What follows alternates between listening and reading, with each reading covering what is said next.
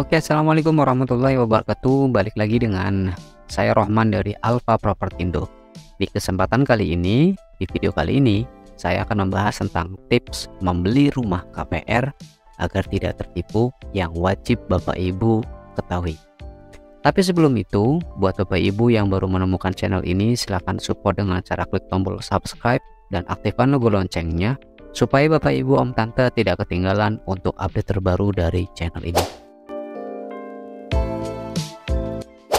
Baik, kalau Bapak Ibu berniat membeli rumah dengan sistem KPR, kemudian tidak ingin tertipu, maka wajib dan simak tips membeli rumah KPR di video kali ini. Jangan di skip, tonton sampai habis ya. Membeli rumah pertama adalah sebuah pembelian terbesar, sekalipun itu menggunakan sistem KPR. Jadi oleh sebab itu, Bapak Ibu Om Tante perlu mengetahui tips membeli rumah KPR supaya Bapak Ibu juga tidak tertipu. Karena pasalnya ada sejumlah pengembang nakal yang kerap membohongi konsumennya.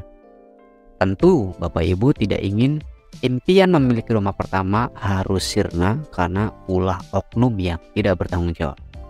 Nah, di ulasan video kali ini saya akan membahas tentang 9 tips membeli rumah KPR supaya Bapak Ibu tidak tertipu. Yang pertama poinnya adalah cek reputasi developer. Nah, tips membeli rumah KPR agar tertipu yang pertama adalah yaitu mengecek reputasi developernya Bapak Ibu. Bapak Ibu itu bisa memulainya dengan bertanya kepada pihak bank yang bekerja sama dengan pengembang. Kemudian, Bapak Ibu juga bisa mencari tahu proyek perumahan mana saja yang sudah dikerjakan oleh si pengembang tersebut. Kalau survei kecil-kecilannya Bapak Ibu itu memperlihatkan pengembang tersebut mempunyai rekam jejak yang baik, artinya pengembang tersebut cukup bonafit. Kemudian poin yang kedua, periksa legalitas tanah. Tidak hanya memeriksa reputasi pengembang ya, tentunya Bapak Ibu juga wajib memeriksa juga legalitas lahan perumahan. Nah, umumnya status tanah yang dikuasai pengembang itu hanya HGB atau hak guna bangunan. Nah, status ini memiliki jangka waktu tertentu Bapak Ibu dan harus diperpanjang jika developernya belum selesai. Ya, sehingga Bapak Ibu perlu memperhatikan dan menanyakan status dari status tanah tersebut ya. Di samping itu, pastikan juga asal muasal status HGB tanah yang digunakan pengembang. Nah, sangat disarankan nih untuk Bapak Ibu itu memilih developer yang mempunyai status hak guna bangunannya yang berasal dari tanah yang dikuasai negara karena relatif lebih aman. Kemudian poin yang ketiga, garansi booking fee. Nah, saat memutuskan membeli sebuah rumah dari pengembang atau developer, biasanya Bapak Ibu akan diminta booking fee atau sebagai tanda jadi atau istilahnya down payment atau DP. Nah, nilai booking fee ini biasanya berbeda sesuai dengan peraturan masing-masing developer.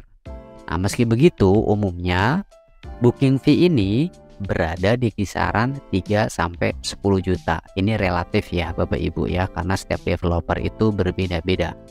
Akan tetapi saat membayar uang tanda jadi tersebut, pastikan Bapak Ibu mendapatkan kesepakatan tertulis agar tidak tertipu.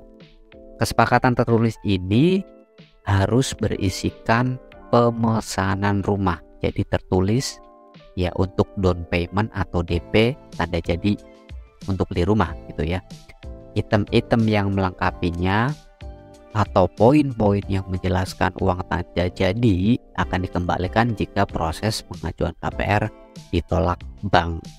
Ya, poin ketiga itu. Kemudian kita lanjut ke poin keempat, hindari transaksi di bawah tangan. Maksudnya gimana Mas? Oke. Cara membeli rumah KPR itu supaya Bapak Ibu terhindar dari penipuan adalah menghindari transaksi di bawah tangan. Nah, transaksi ini tidak kuat secara hukum karena hanya berdasarkan kepercayaan dan tanda bukti berupa kwitansi pembayaran saja. Terlebih ya, bank juga tidak akan mau mengakui transaksi yang hanya menggunakan kwitansi biasa. Jadi, Bapak Ibu harus melakukan transaksi bersama notaris atau seseorang yang mengerti tentang. Kita lanjut di poin kelima. Jangan bayar DP sebelum kredit disetujui.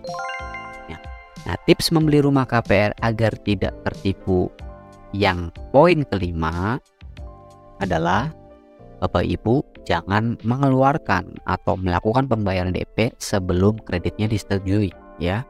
Dari kasus yang banyak terjadi, Bapak Ibu akan kesulitan menarik down payment atau DP tersebut yang sudah dibayarkan saat KPR Bapak Ibu ternyata ditolak pihak bank. Ya, poin kelima sangat penting sekali Bapak Ibu. Poin keenam, tanda tangani dokumen PPJB.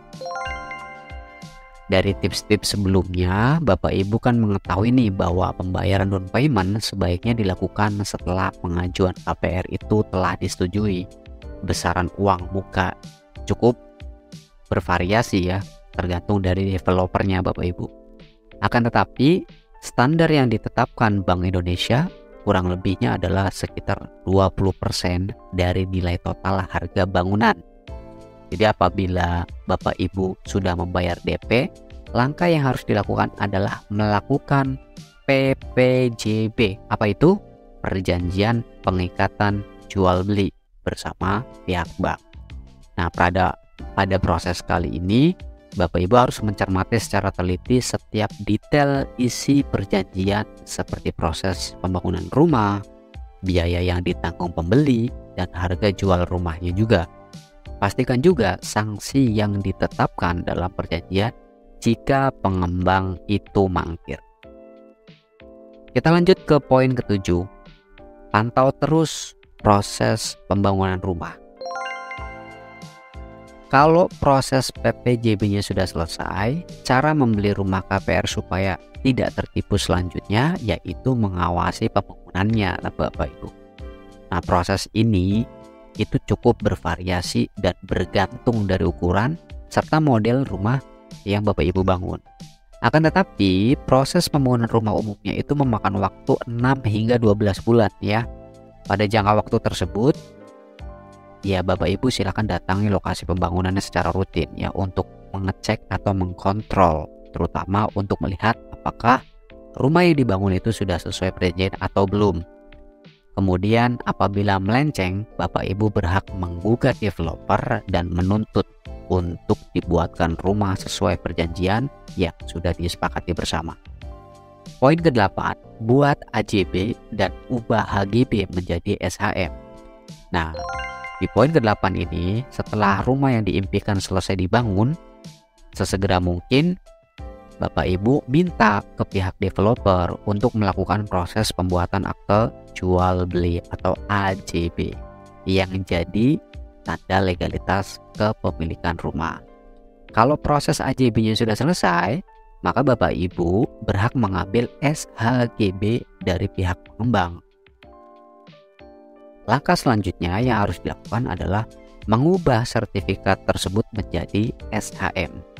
Nah, kalau developer tidak mengurus pengubahan ini, maka Bapak Ibu harus mengurusnya sendiri. Poin yang terakhir, yang ke-9, yaitu minta jaminan pemeliharaan bangunan. Kalau Bapak Ibu sudah melakukan proses pertama sampai proses ke-8, yaitu yang terakhir adalah poin ke-9.